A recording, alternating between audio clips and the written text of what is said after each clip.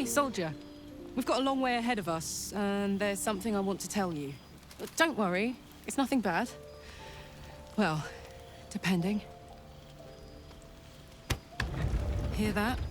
Infernal engine for a heart. Lets me burn as hot as the hells. Thing's been running in overdrive since I left Avernus. Won't be seeing my mechanic anytime soon, so I've been making the most of the extra heat. But it's meant I can't get too friendly. If I'm excited, nervous, scared, I'll light you up like a firework. Burn, baby! As hot as I can tolerate.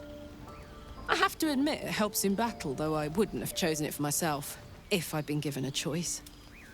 I'll tell you the story, but I really need to find someone who can tune up my engine sooner rather than later. Believe me when I say this thing is hot. The first time I faced down those paladins, they let slip they'd met an infernal mechanic in the area. A tiefling. But I didn't see him anywhere. Who knows? Maybe I can run like this indefinitely, but maybe not. Thanking you. A tune-up would give this rust box of mine a new lease of life.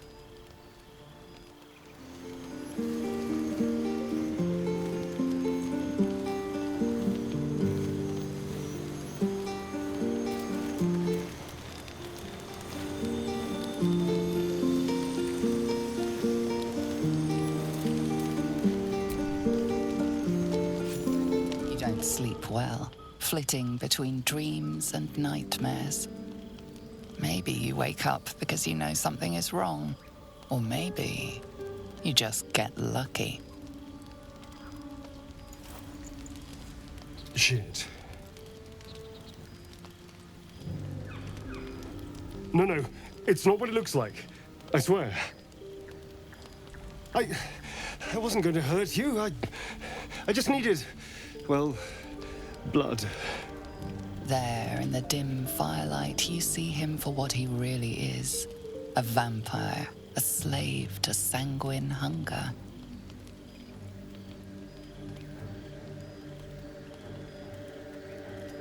I've never killed anyone.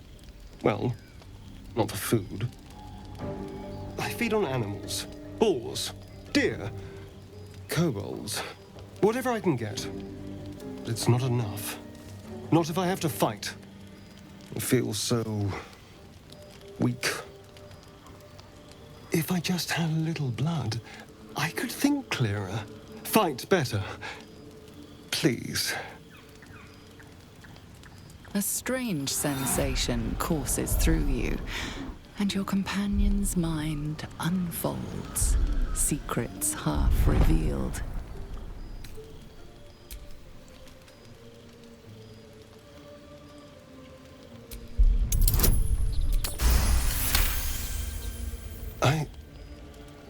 What's this? What's happening?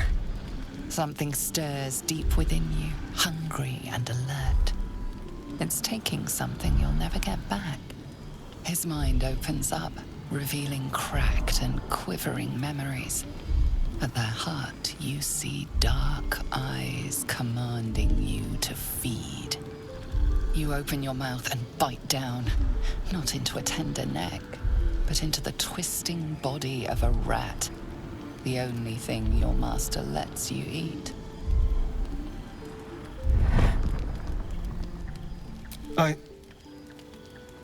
Yes.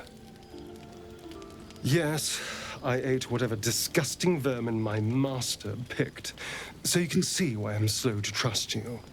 But I do trust you. And you can trust me. Because we don't have a choice. Not if we're going to save ourselves from these worms. I need you alive. You need me strong. Please, only be a taste, I swear. I'll be well, you'll be fine. And everything can go back to normal.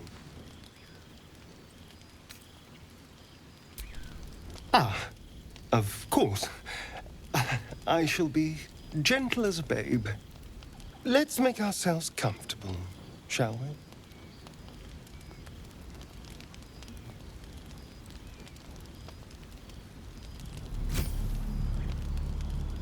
shard of ice into your neck, a quick, sharp pain that fades to throbbing numbness. Your breath catches, your pulse quickens.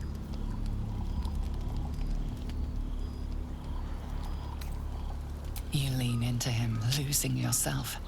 You can feel your blood racing, coursing through both your bodies. A gentle, numb feeling starts to spread.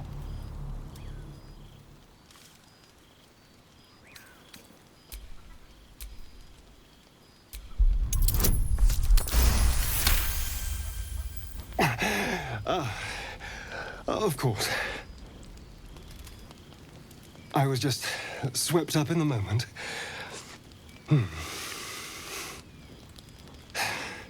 But it worked. I feel good. Strong. Happy.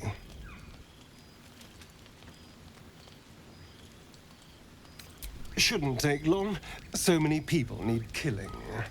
Now, if you'll excuse me, you're invigorating, but I need something more filling. This is a gift, you know. I won't forget it.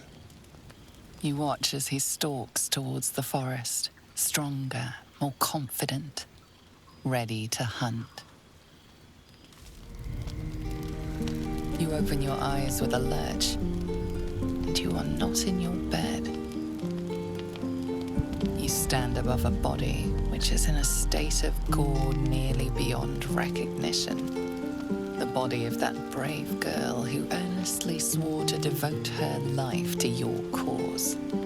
Her blood covers you, and its warmth feels like the embrace of an old friend. You recall nothing of how you ended up here, but your head pounds and aches.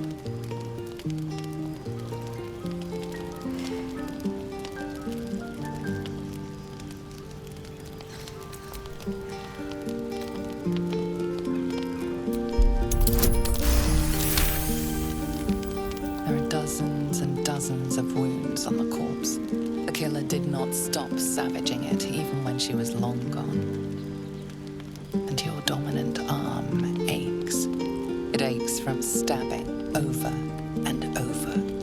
No matter how it appears, the body is there, and her blood is on your hands. The question flows through your mind. Who are you, really, that you could be guilty of such bitter business?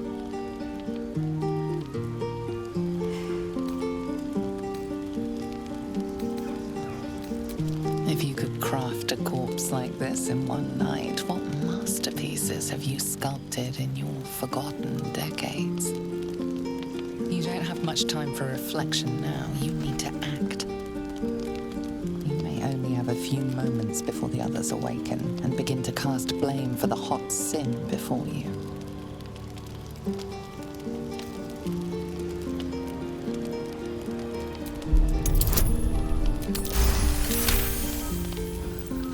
A light and delicate girl. It should be no trouble at all to toss her into a ditch. You roll her away, further bloodying your hands as you do. In lumbering style, you have gotten away with murder.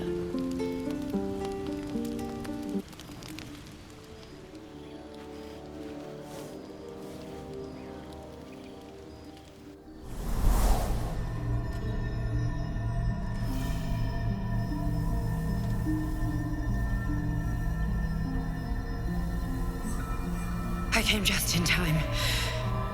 You are transforming.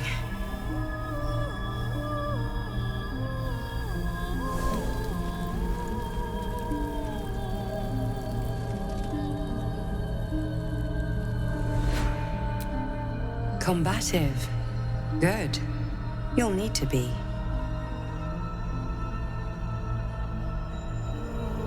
Don't worry. You will not become a mind flayer. Not while I'm around. I'll protect you.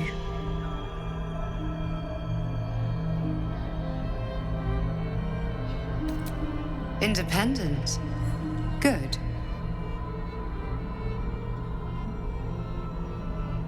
We haven't much time, so listen closely. great potential within you. It comes from that parasite. Your instinct is to resist the power it gives, but you must accept it, nurture it. I will keep it from consuming you, but for the sake of both of us, you must learn to wield it.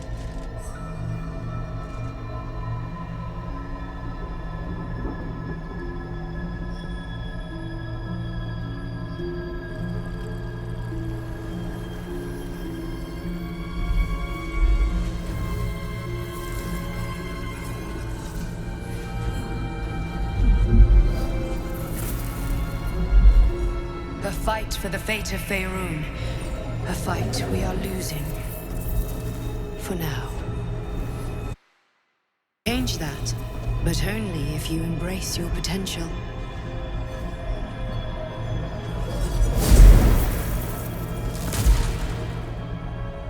I have to go. The enemy is closing in. I will be back.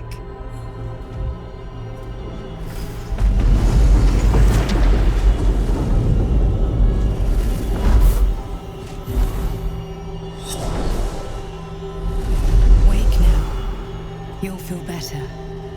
I promise.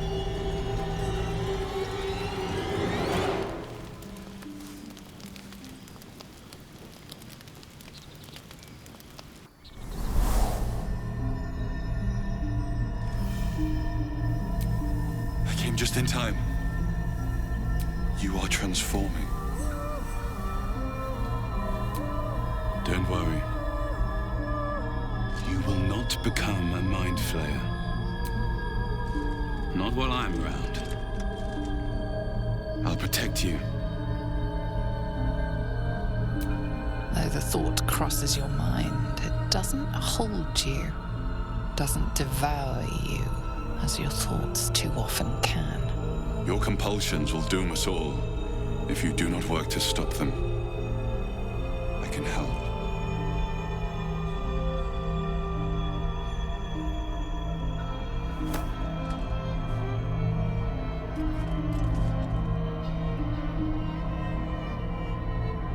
We haven't much time, so listen closely.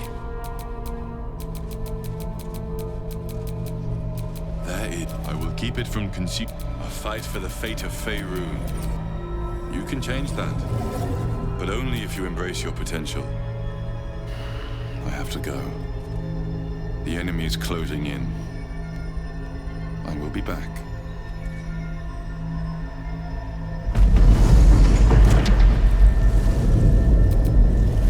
Wait.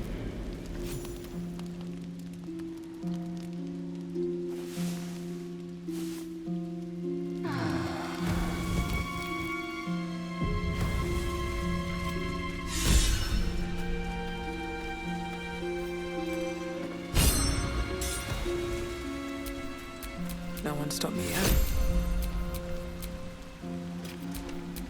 No time to rest.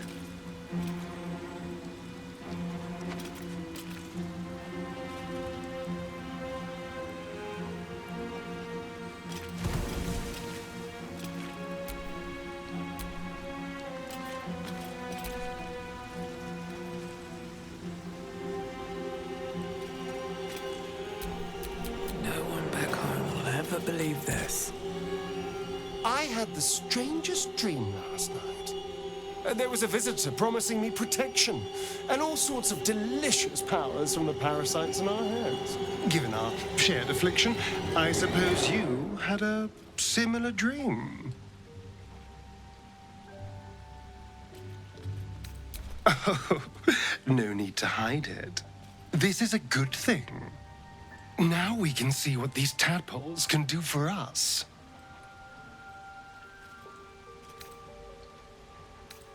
Exactly. Waste not, want not. Even when it comes to mind flayer parasites. Now, was there anything else?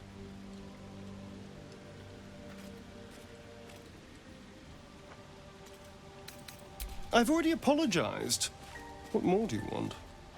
Unless you're looking for another nibble.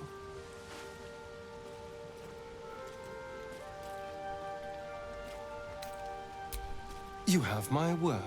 From here on out, I'll only feed on villains and vagabonds. After all, you know what I am now. I can fight with all my weapons, teeth included. And if I happen to drain the occasional bandit during a fight, what's the harm? They're just as dead.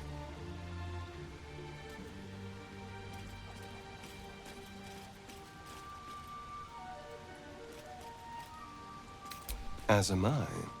I'm starting to feel a little peckish already.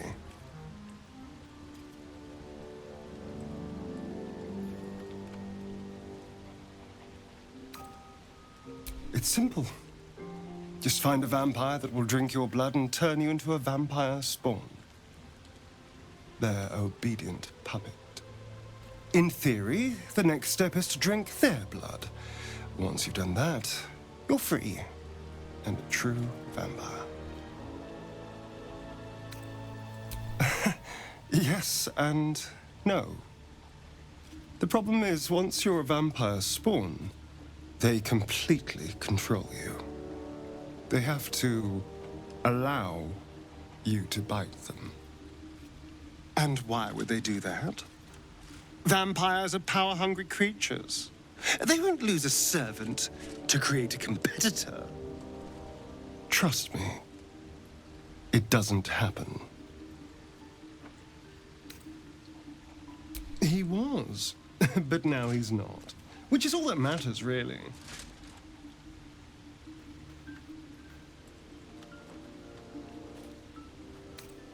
Oh, there'll be others. I'm sure of that. If Cazador sent one peon after me, he'll send another. Cazador Zar is a vampire lord in Baldur's Gate, the patriarch of his coven and a monster obsessed with power. He turned me nearly 200 years ago. I became his spawn, and he became my tormentor.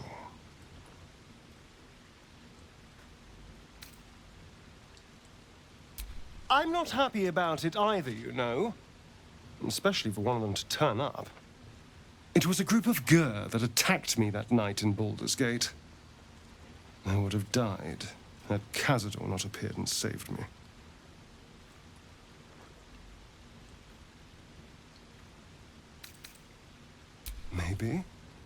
Maybe he was just drawn to the smell of blood. The point is, I have history with these barbarians. Cazador's sending a message. He's reminding me of his power. Even in the middle of nowhere, he can reach me. And he wants me back.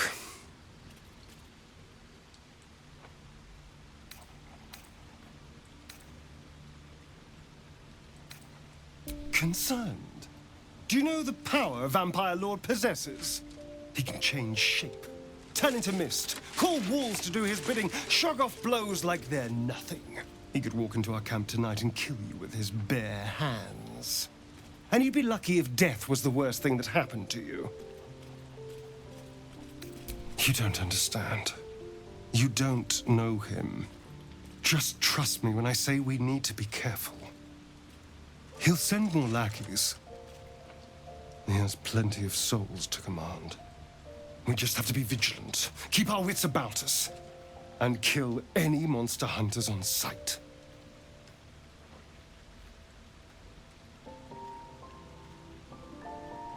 I won't lie. It's tempting. If I keep the tadpole, I risk transforming into a grotesque monster. If I lose the tadpole, Cazador has control of me, body and soul, and I return to the shadows. It's grim either way. So why not sell what's left of my soul to a devil? Better he has it than Cazador. You're familiar with the phrase, better the devil you know? I know Cazador, and I'll take anything that saves me from that. What's to tell? I was sired by a vampire named Cazador. Everything before that is so long ago it's ancient history. And everything that came after, well, I'd rather not reflect on it.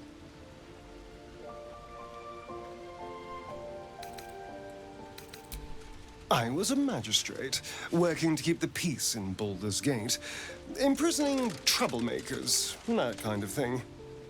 I can't remember much, truth be told. Centuries of torment will do that to you.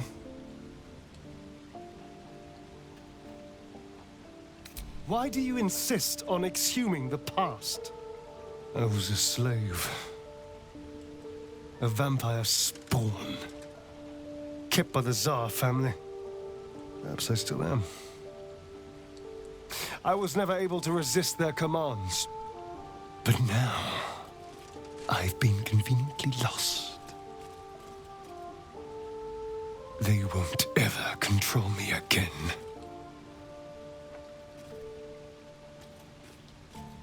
I was attacked. A gang of vagrants, a tribe of wandering Gur, took issue with a ruling I'd made. They beat me to death's door when Cazador appeared. He chased them off and offered to save me, to give me eternal life. Given that my choices were eternal life or bleed to death on the street, I took him up on the offer. It was only afterwards I realized just how long eternity could be.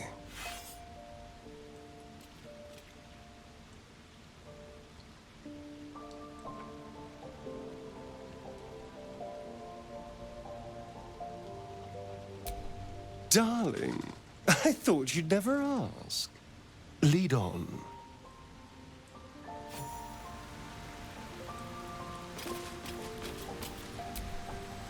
Glick. I had a dream. As we all did, I suspect. Someone came to me and promised to protect me, while claiming that the parasite could empower me. The parasite has taken root, it would seem. Every word, every promise, it is gate deception.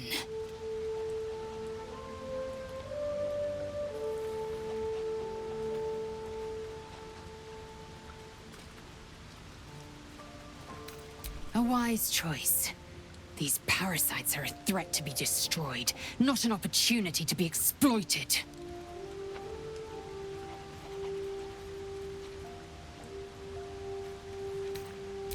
I have a confession. I was too hasty to judge you. I thought you witless, gutless, unimpressively bland. Yes, all that is true. I am cold as the sea of night. But you have stoked fires I didn't know I possessed. I swear, you would tear the horns off one dragon for plunging into another. You've gained my respect, and more still, my yearning. When I come near, your odor alone is enough to make my neck sweat.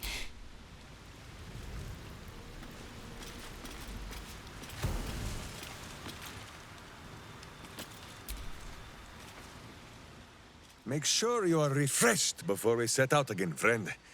The road to justice is paved with kicked buttocks. Minsk shall be your shadow, as Boo is his.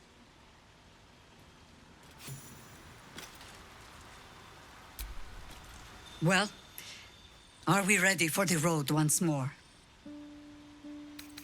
As you wish.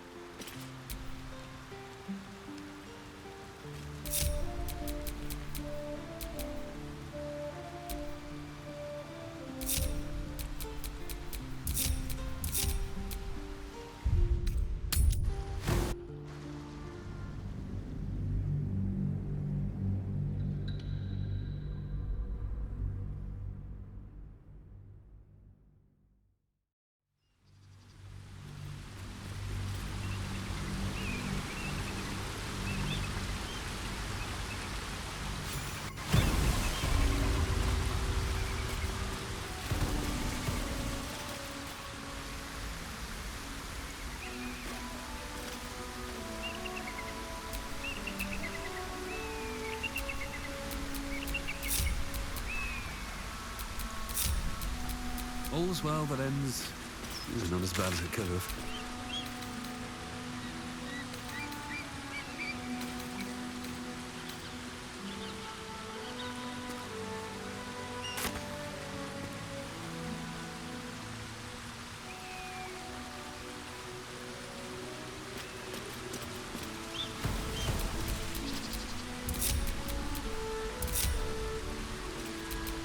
Father, they would die for you.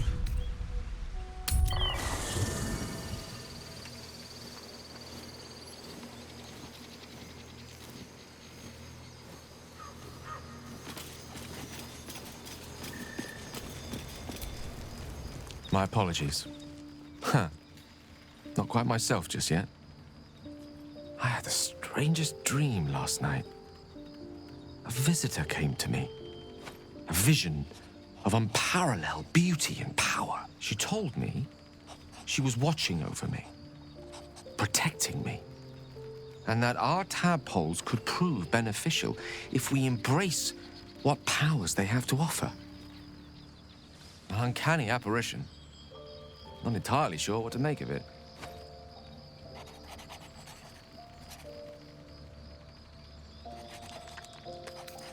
Or perhaps a certain parasite that's clamped its jaws into me.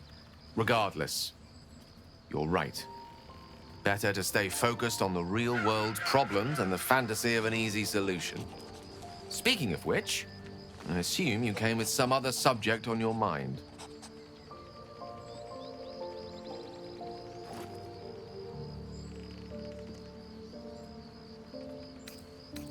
If it should ever come to that, if I ever know I am no longer able to stop it, I will do anything I can to ensure no one but me pays for my mistakes. I will find the remotest place on the surface of Faerun, or perhaps far below in the depths of the Underdark. I will await that death, alone. I promise I will not betray your trust. You kept me by your side despite the menace that I am. If worst comes to worst, I will be long gone before the curtain falls. Ah, yes. Karsus.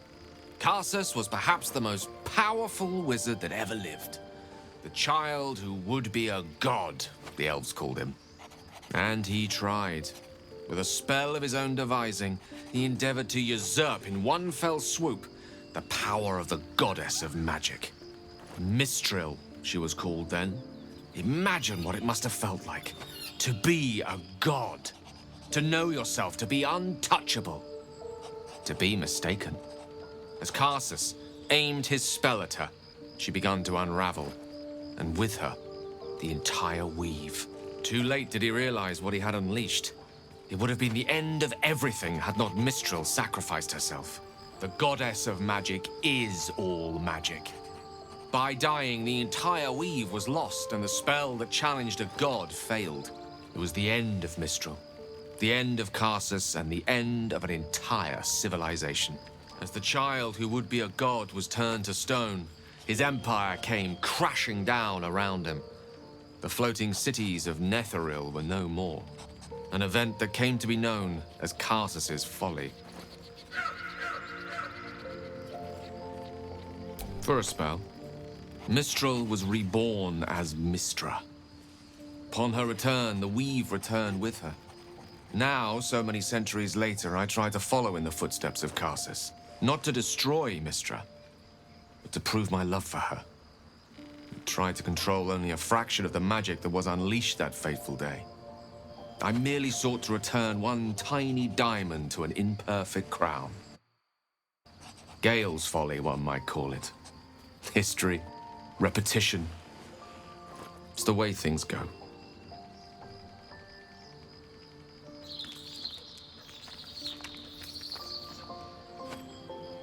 Think of it as tribute. The kind a king might pay to a more powerful neighbor to avoid invasion. As long as I pay, there will be peace. But should I ever stop, along comes a war. I can assure you, the battlefield would extend well beyond the borders of my body alone. Like I said, I'm dangerous even in death. I'm merely trying to protect those around me. I know what it is to hunger. and I know what it takes to keep that hunger under control. He's done that so far, despite his condition. So long as he sates his appetite elsewhere, I'm happy to give him the benefit of the doubt. With pleasure. Lead on.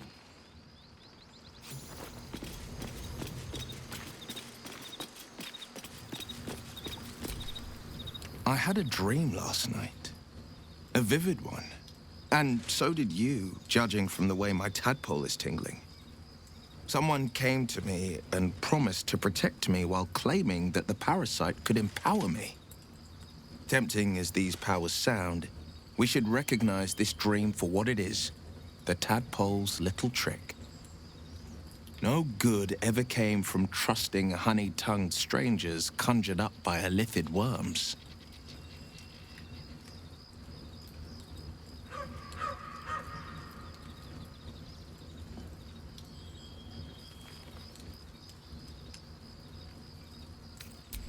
Well said.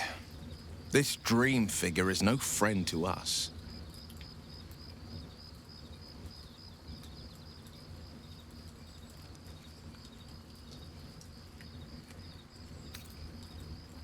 My father once said, "One does not pursue a champion's life. One merely answers its call."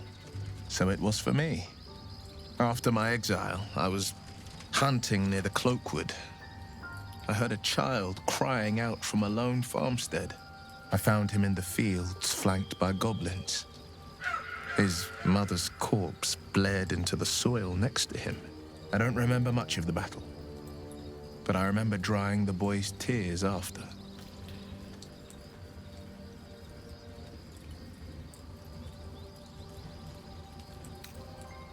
No, but he named me friend, and that meant the world. But what of the others? The children never saved.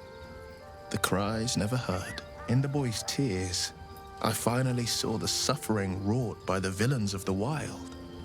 The frontiers demanded a blade, and so I heeded.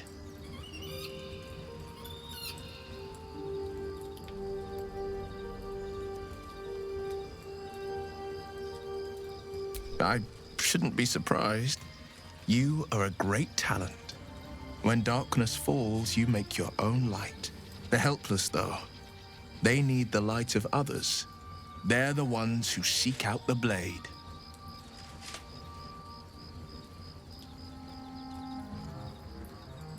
It's said that anyone who bathes in the river of blood emerges as one born anew.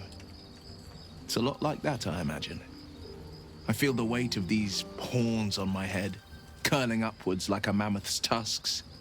I feel these ridges snaking down my neck, not to mention a few bumps and prongs in unmentionable places. But I haven't seen my reflection just yet. Be my mirror. What do you see?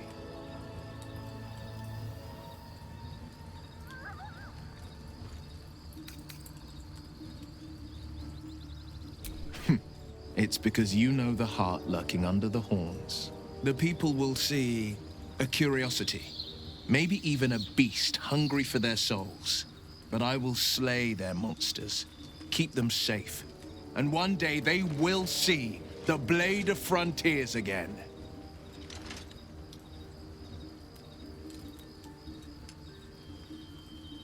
Not so enchanting as you'd think. Old wells. They were the blue bloods hosting the fancy balls and drinking from gold goblets. Father's the son of a blacksmith, born with barely a coin in the coffers. He made a name for himself among the Flaming Fist. Brave as Baldur and stubborn as a deep Rothe. Daring, outspoken, but hardly posh. I spent more time dueling with Father than I did rubbing elbows with lords. Not to say I didn't develop a taste for good wine and a talent for courtly dance. Yes and no. Father taught me the 4 pillars of power. Courage, insight, strategy, justice. He reckoned I'd follow in his footsteps. First as a fist marshal, then as a duke. Vanquish evil, maintain order, save the world. But a duke makes bedfellows with more monsters than he slays. Father called it diplomacy. I called it hypocrisy. In the frontiers, there is no posturing, no diplomacy. I slay monsters. I don't consort with them. Even if I might look like one. A possibility that's kept me awake countless nights. But I don't have a clue where to start, other than play her games and play by the rules. That's the only language devils listen to. It could well be. She has the blighted thing. What I know of it is simply what has engraved itself upon my memory. My contract is very clear. I can bring Mizora no harm. She'll have to let me out of my pack.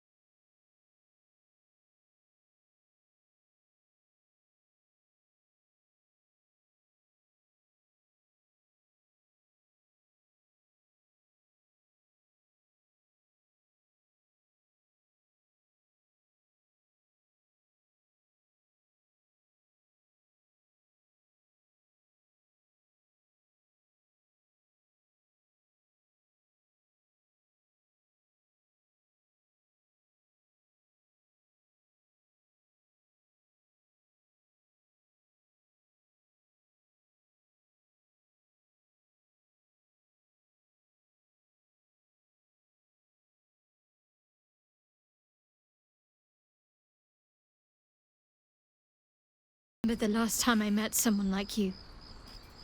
Perhaps I never did. And never will again.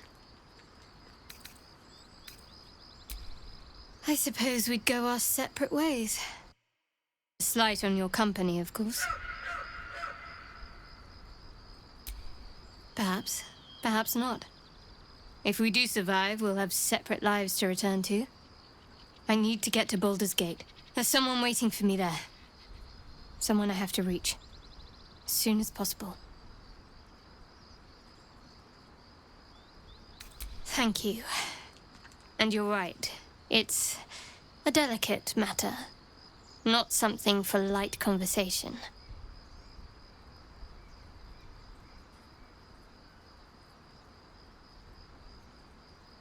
Must I? Thinking about it won't help. We know what to do, so let's do it. Find a way to rid ourselves of these things. There's Volo. If he's as knowledgeable as he boasts to be, perhaps he can help. I suppose some would commend our actions. Goblins would have razed that whole place to nothing if it weren't for us. No excuse to rest on our laurels, though. We've still got our own problems to contend with.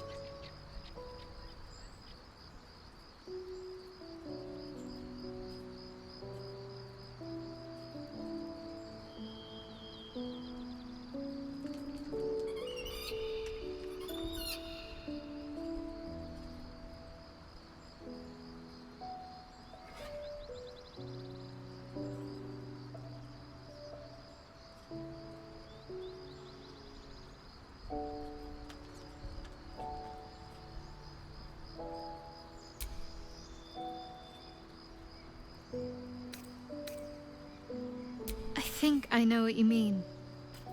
There's an undeniable rapport, and yet we haven't made time for each other. Time alone. Easily remedied, if you like. I know a place. Well, perhaps easy isn't quite the right word. We'll have to retrace our steps back out of the Shadow Curse.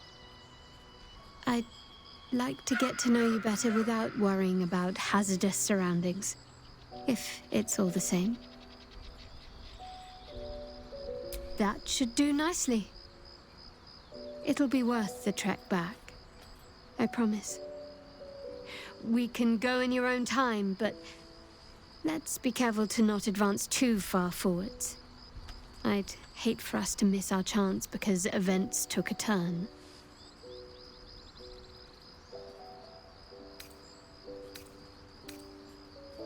Fine. What's on your mind? I'm sure you do. But please try to understand that it's not something I can just talk about freely.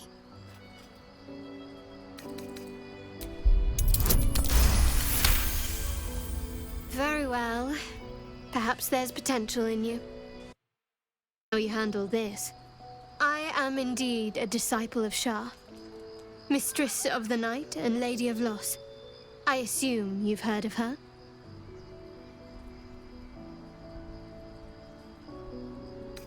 Curious. Most are afraid of my lady. I think I did well by joining you. Most agreeable company.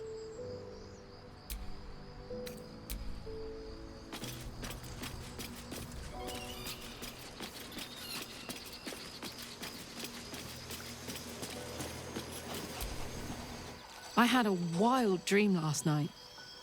This beautiful entity came to me, promised to protect me, told me the parasite in our heads could give us power. It was.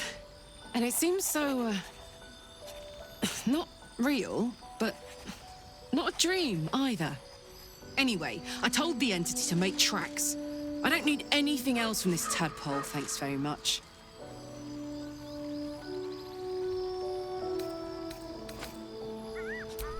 We were both part of Zariel's inner circle. Her by choice, me by force. In the grand scheme of things, I'm inconsequential to Zariel. Sure, I've got the engine, but I wasn't even her strongest fighter. But she favored me like a child favors a captive pet. Mizora envied the attention, I suppose. I'm sure when Zariel gave her the order to hunt me down, Mizora was delighted.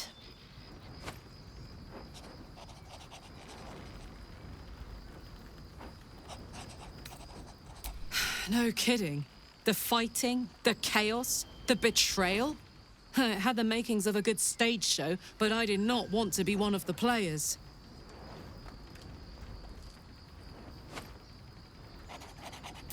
I don't know. You'd think she'd have more important things to do. Devils and their pride.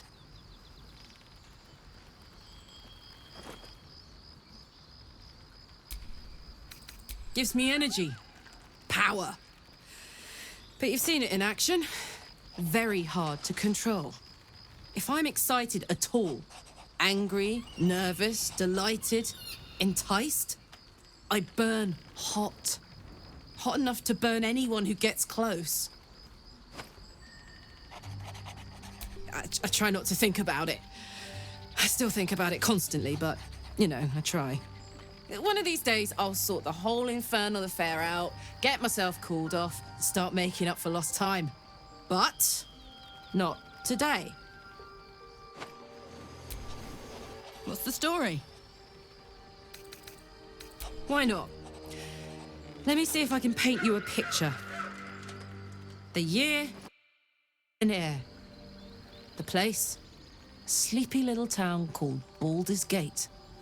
Our hero, Karlach, a knock-kneed delinquent from the outer city with everything to give and nothing to lose. I was a kid looking for a way to fill my days and make some cash when I fell into the wrong crowd. Worked for a guy I respected. A lot. Turns out the feeling wasn't mutual. Through the jigs and the reels, he made a deal with Zariel behind my back. You know Zariel, right? Archdevil of Avernus. She put this thing in my chest and set me to work. Well, to war. I learned quick how to stay alive. And the engine served me when it came to killing devils. 10 years of that. The stories I could tell.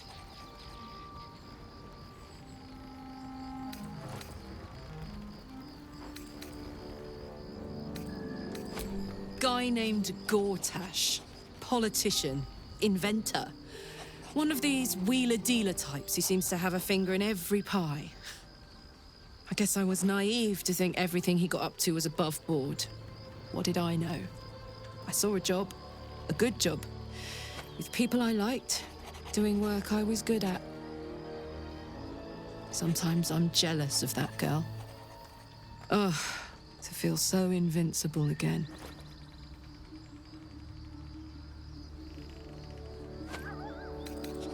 Wasn't all that long ago.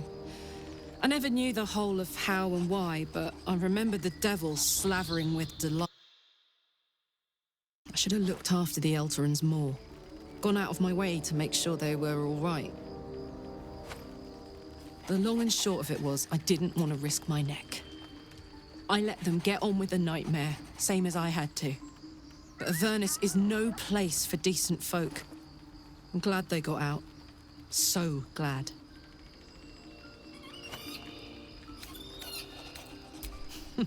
Funny you should ask. I was just thinking about what would have become of us without that Nautiloid. I mean, I know where I'd be. Trapped in Avernus still, with the Blade of Frontiers on my tail. But what about you?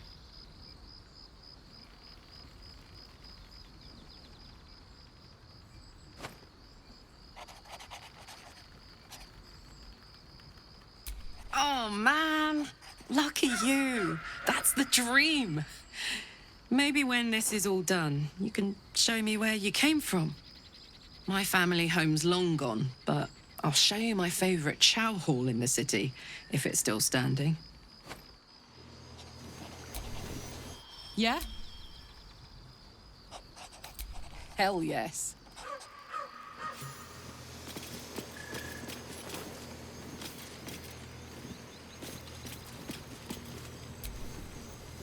Yes, my friend?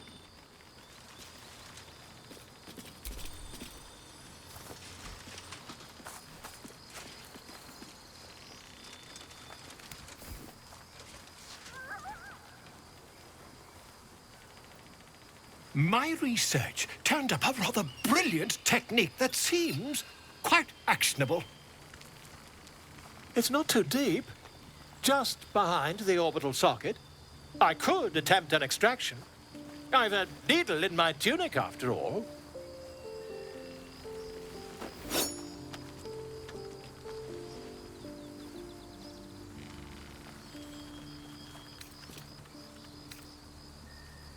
You won't find a more learned opinion on this matter, I assure you.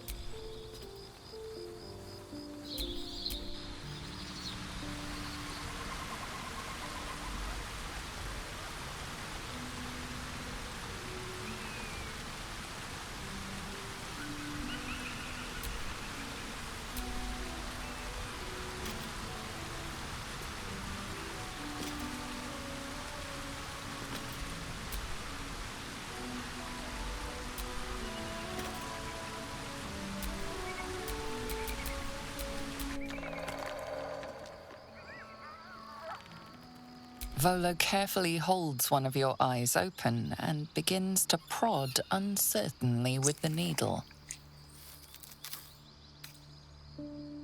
Don't fidget.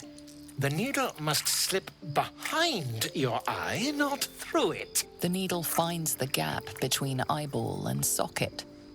Volo frowns and begins to push. Pain shoots through your body as the needle snags on your optic nerve. I think I have it! The needle seesaws back and forth, plucking the nerve like a harp string. Oh, bother.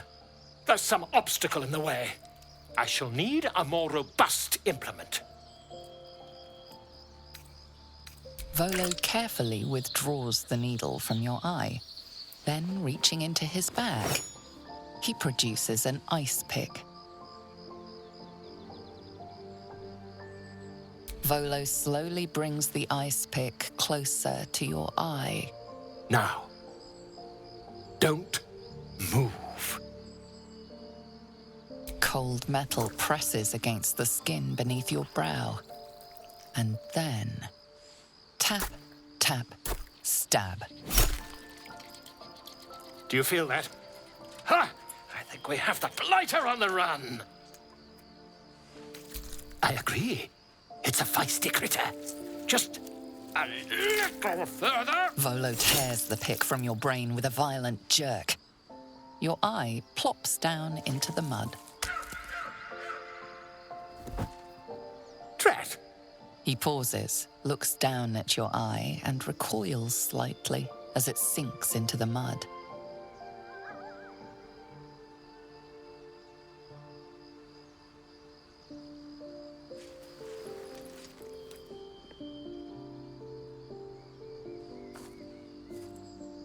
There appears to be an amount of cosmetic damage. Please, try not to overexert yourself. You're in a rather fragile state at present. I can't help but feel partly responsible. Perhaps there is something more I can do.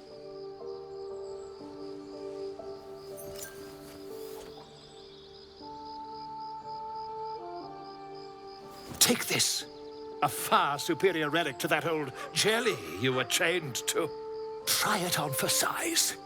And, it was very nice to have met you. I'm sure you'll sort out your little brain problem one way or another.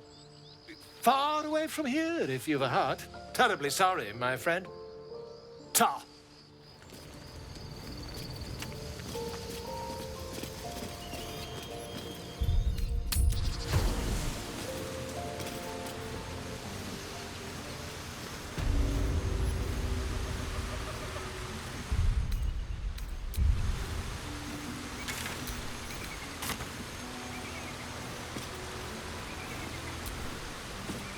So, hey, we've got this soul coin, right?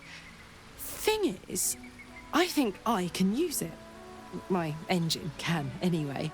Zariel used to top me up every now and again when she wanted me to go after an especially wicked target. They're already lost. Better to be used in service of the good guys than a devil, don't you think? Next time we're in a nasty battle, drop one my way. You'll enjoy the results. Fuck yes. Now I just need something to sink my teeth into.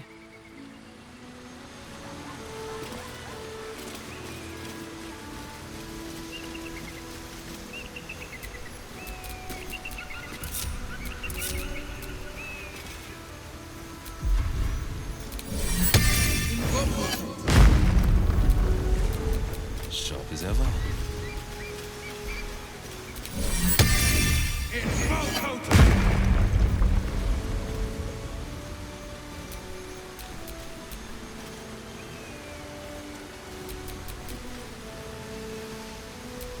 I am ready.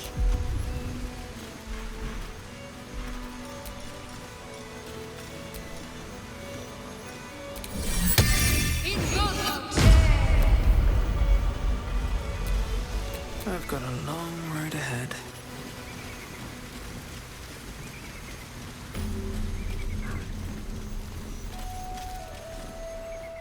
Wait. These markings. Tirsu's script scratched in the ground. A creche must be nested in the temple below. We must go there at once.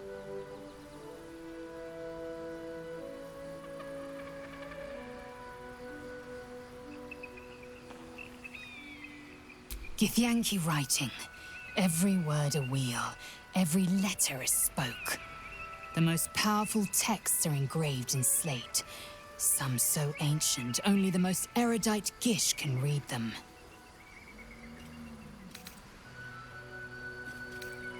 Very well, you may lead. But if we stray too far that our chance is lost, I'll make my way there alone.